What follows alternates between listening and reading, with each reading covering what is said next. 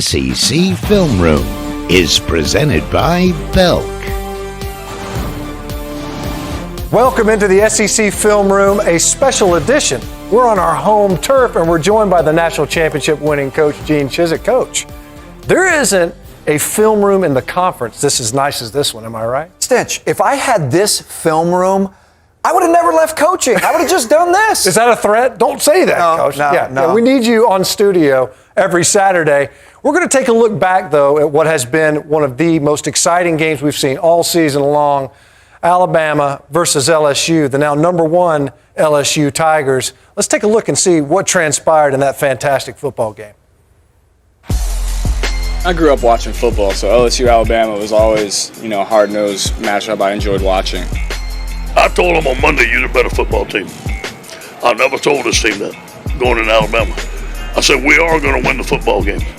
We got to take care of business. Joe Burrow might be a Heisman moment right there if he hasn't produced enough of them. I knew I could play on this stage, and, I got great people around me, great coaching staff, great program all around. This was just such a great night for us. But, one thing I want to make sure that we know is this wasn't our goal this year. We didn't go into the season and say we're going to go beat Alabama. We got more things ahead of us. Well, we can talk about great football games and great football players. There were some Heisman moments in that one, Coach, and we just heard from one of the most important players on the number one team in the country, in Joe Burrow. What stood out to you from his performance versus Alabama? First of all, the stage, Stench. It was the biggest stage in college football, and he delivered. You talk about Heisman moments. This is the game that you can look back on and say, you know what? This was the day that he clinched it. He was accurate. He made great decisions. He put the ball in small windows. But the bottom line is, Stench, on the biggest stage, this dude delivered. And when you look at Heisman quarterbacks, that's what they do. In the biggest moments, they're there. And this is one of the huge reasons they won the football game. It's completely unflappable. So let's take a look at some of them that we saw in this game versus what is thought to be a very good defense, right? And a very, very talented secondary in Alabama. Joe Burrow's ability to threaten you as an accurate passer with one of the best wide receiving corps in the country. Yeah, let's take a look. This is early in the game. This is actually the first series. They run what we call a little switch route here. Some people will call it a pick route, but offensive guys will argue there's no pick route. But I want you to look at the 2-yard separation he gets on the DB after they ran the switch. Now, I want you to notice right now the safety. Here's Xavier McKinney. He's still about 12 yards away. And Joe Burrow has to put the ball at 22 yards exactly, because if he does not, the safety will torch him, Stench. And look where he puts the ball to Jamar Chase, right where he has to, over the corner and under the safety. Unbelievable delivery. And that's a touch throw, right? I mean, that's something where you're having to drop that throw in over the shoulder of one defender. But as you mentioned, if it's any deeper, then you hang your wide receiver out to dry. It's not only an incomplete pass, but maybe get your guy blown up. And that wasn't the only element. There was other parts, too, where you saw different levels in the wide receiver's routes where he's able to work through his progression. Yeah, I love this. This is 11 seconds before halftime. This is a huge turning point in the game. They've got called what we call levels routes, right? You got a guy on the first level, that's 81. You got a guy on the third level, which is number 1, Jamar Chase. But watch what Clyde Edwards-Helaire does. He's on what we call the second level, and he's one-on-one with the dime backer, number 36. Watch him run the corner route, but watch where the ball is delivered, Stench. It's between 3 defenders right over the goal line. And again, you talk about precision, accuracy. That's what it's all about. That's 11 seconds left in the half. You talk about delivering in big moments. That was an enormous deal because that throw set them up for a 20-point favor going into halftime. And we talk about these great wide receivers. How many catches did Edwards-Helaire have in that game? 9 catches. 9. Now think about the last time when you look at a group of receivers that has this many great touches. When does a tailback have more receptions than them? But he did it all in this game, Stench. And the fact that Joe Burrow, we touched on how accurate he is, but he also rushed the ball 14 times for 64 yards, and they even incorporated that into the passing game. Well, I love the fact that on this next play, what you're going to see an RPO that I have not seen, and I've seen a lot of RPOs. Watch this right now. They're in a 3-by-1 formation, and Joe Burrow's going to look like he's going to run quarterback draw. But you know what he's doing? He's reading the safety, Stench. That's all he's looking at. He's looking to see if that safety bites up on the quarterback draw because they ran it earlier. Here comes the safety on the quarterback draw. Watch Burrow right now. He knows he's got Jamar Chase in the middle of the field on what we call a banana bender route, and he hits Chase there. That was a huge conversion in this game, late in the game. So you talk about delivering in big moments, different ways. That shows you the accuracy, and it shows you a lot of the play designs, too, that were really effective. How do you defend that? That seems indefensible. Almost. It's tough. It's tough. Well, it wasn't like the opposition laid down because it didn't start very well for Alabama in this football game, but I thought they were very creative. So at one point in time, they used a bluff cadence, and there was a moment where you see the offensive players, Tua, Najee Harris, Devontae Smith, all looking over to the sideline. And so you're trying to get that defense to do what? Well, we're going to look to Art. Look at Derek Stingley. They check, we check. Yeah, he wants to phone a friend right now. Do we have any suggestions on the sideline? What am I supposed to do with this Smith guy? And while he's looking for answers, a problem arises. You snap the football. You wait till that defense relaxes just enough. You get an easy release versus an excellent defender. And Devontae Smith got a great start in this game. Ended up going for 213 yards. But what a fantastic way to create an edge. That was through film study. On the off week, what they saw was, you know what? If we look back to the sideline and check, they're going to look back to the sideline and check, and that's the result. And the Oscar goes, too. I mean, they sold it great. All three of those guys did a great job.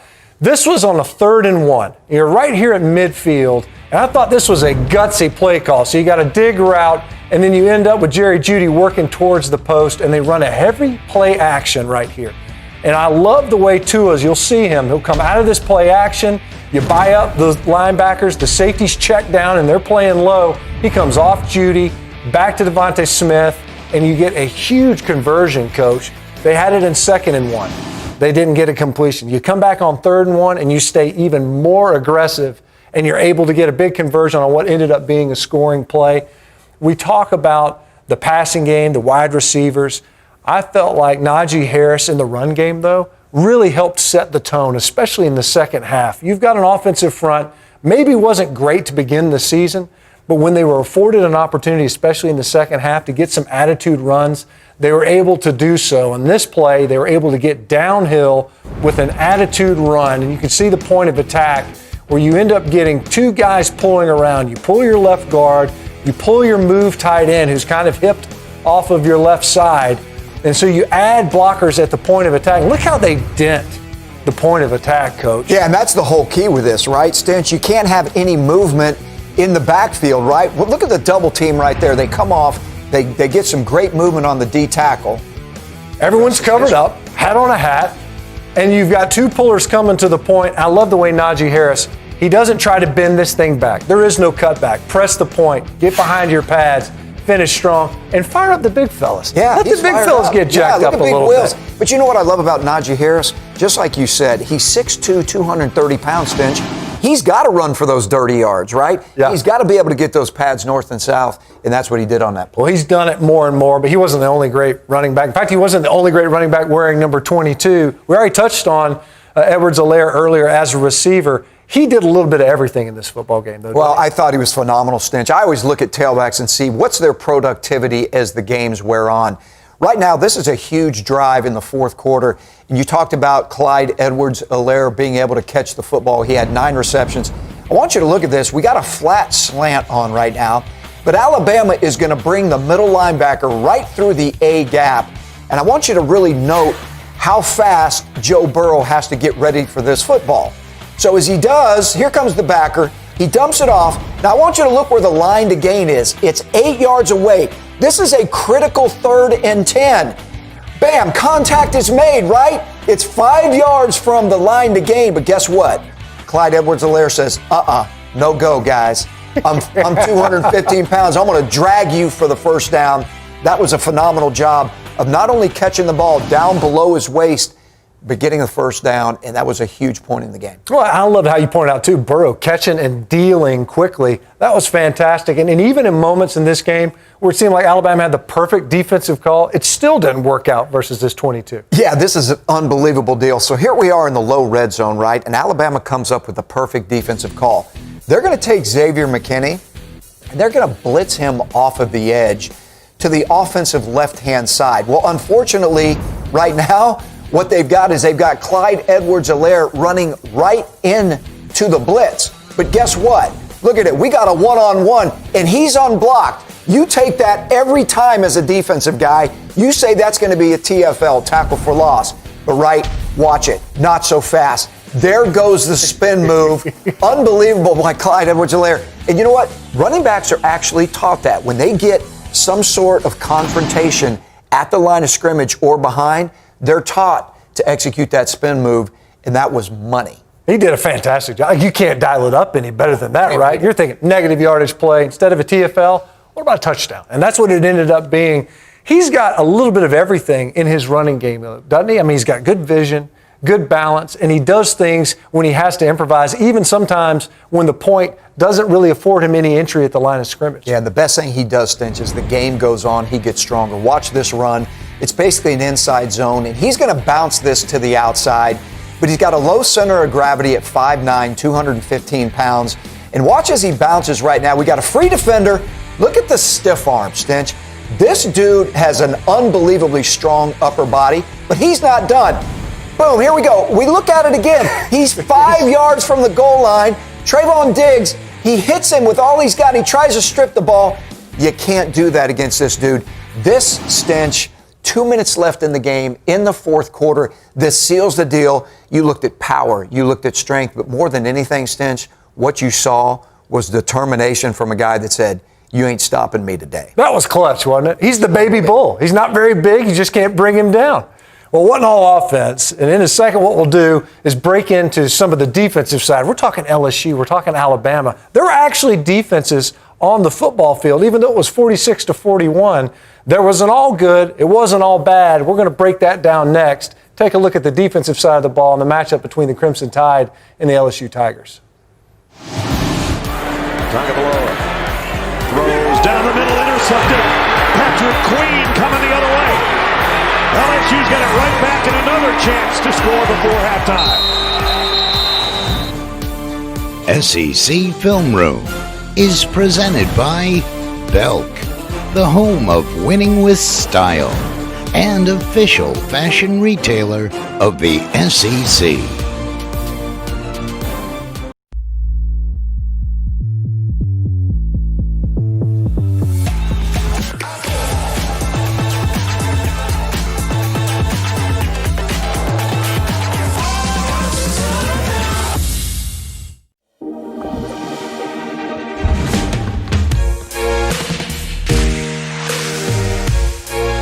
With over 200 flavor notes to discover, every sip of Woodford Reserve Bourbon is a spectacle for the senses. If Raising Cane's secret cane sauce was the end zone, no one would ever lose a game. Touchdown, touchdown, touchdown. Go for the win this game day with Cane's. Raising Cane's Chicken Fingers, official chicken of the New Orleans Saints. One love. If I could, maybe I'd give you my world. How can I, when you won't take it from me? You can go your own way, go your own way. Your wireless, your rules. Only with Xfinity Mobile. You took me in and you wrapped your arms around me for days. After being a part of millions of love stories. At K, we believe that nothing should get in the way of love. Get 20 to 40% off all engagement, wedding, and anniversary rings. Only at K Jewelers.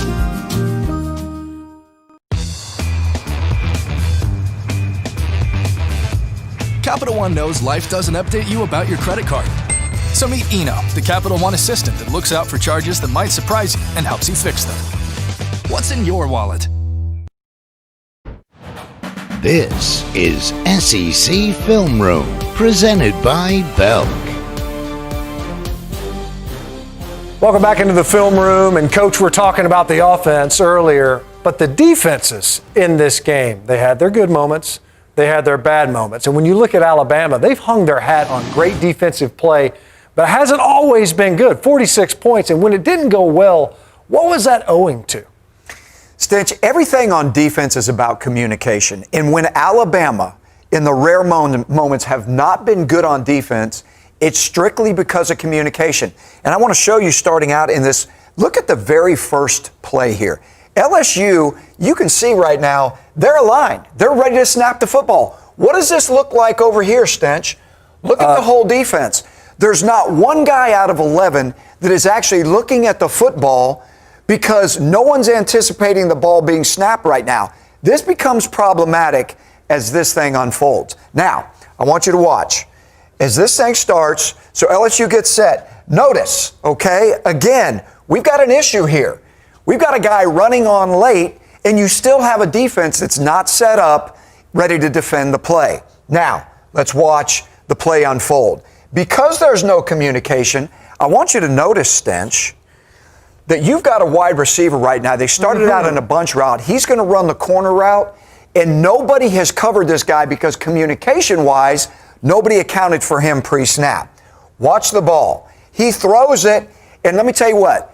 Trayvon Diggs comes over and makes an unconscious play, and he picks the ball. Look, good players even make up for bad communication, right? But the problem with that, Stench, on this unbelievable pick is going back to the beginning of the play. We saw Raekwon Davis run on the field late.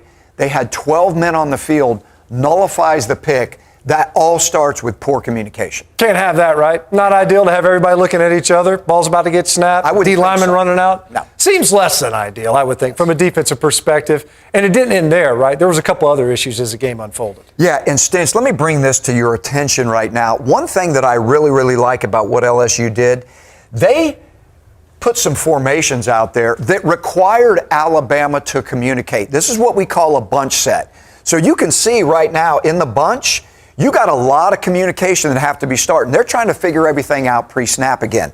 As we watch this unfold, Clyde Edwards-Helaire is going to go into motion. But now what happens is, Stench, is the communication that happened on this side has to unfold when the ball is snapped. Now, let's run a little bit further. You want to talk about less than ideal. Here's what's less than ideal. Less than ideal is 3 men covering the back out of the backfield. Again, you're talking about communication issues. And Stench, the problem is you got an over route by Terrace Marshall. And as this thing unfolds, because there was bad communication at the beginning, look what you got. You now have a catch and carry to the end zone, wide open, in a huge game, early in the game. And that shows you 2 scenarios where Alabama's defense was out of sorts in communication. And that's a result. And you're saying so that I'm not great at math, but 3 guys on 1 guy, is that overkill, we're saying? That's probably well said. maybe a hair too much. Well, and it wasn't just on Alabama's side because LSU had their missteps as well. So it's a 2-possession game. This is the last offensive snap for Alabama in the game. It's about 1:37 left to play. And when you look at the defense for LSU, so you're out here, one of the better receivers in the game, Devontae Smith right here for Alabama. He's manned up with Derek Stingley. And when we look at the coverage that's being employed right here, you've got that. Underline that middle field safety for me right there, Coach. So it's going to be kind of difficult, right, if you get a hole shot to get over there. And this is almost reminiscent of the national championship winning game over Georgia a couple of seasons ago. Safety's not going to ever get over there in time. Stingley gets torched. Yet again for Devontae Smith, a defense, maybe you could have played a little bit more conservatively. It became a 1-possession game at that point. But for LSU in the field during the 4 quarters, I felt like defensively, like they picked up on some cues that Alabama had in their run game. So in this one, if you take a look, at right here, this is Najee Harris. Well, the split that he's employed right here is a little bit wider, and it's hard to tell from this angle, but he's aligned almost behind the offensive tackle. That's somewhat unusual. And when you watch the linebacker right here for LSU, Patrick Queen, he's going to boss, and he's going to do it almost at the snap. And it's a bit of a gamble. The backers are going to move over yes, strong. Yes, thank you. Correct. Yeah, backer over strong, because we've noticed you'll end up seeing the tight end go in motion, and as he motions over, that, coupled with this alignment, you'll see this inside linebacker, he will cheat a couple of gaps over. The numbers don't work weak side anymore, but the tendency had been established at that point in time to where they realized we're going to get outside zone here. They got it once again. They had numbers at the point of attack, and they were able to get a stop. Wasn't all good, wasn't all bad, but when you look at it, Coach, defensively, both these teams, hemorrhaging yards and points. It's a new game. Well, you look at two of the most explosive, dynamic offenses that we've seen in this league forever, Stench. You're looking at teams that literally average, think about this, they're averaging over 45 points a game. That is so hard to do. So as a defense, you're going to give up plays. You can't go into this game saying we're going to shut them down. You got to try to really kind of just eliminate some of the explosive plays, but as you can see, both teams at times struggle to do that. Yep, and LSU's able to come out on top. They're sitting at number 1 now in the college football playoff rankings. Next, so we're going to take a look at a matchup, another ranked matchup in the Southeastern Conference, the University of Georgia versus Auburn. It's nothing personal, it's just a breakdown. Fromm, back for Pickens. Did he come up with that? He did. Touchdown, Georgia. What a catch for George Pickens. This mutual moment is brought to you by Mass Mutual, celebrating the moments you plan for. Insurance retirement planning.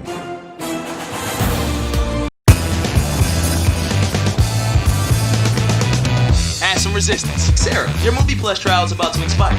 Do you want to continue or cancel?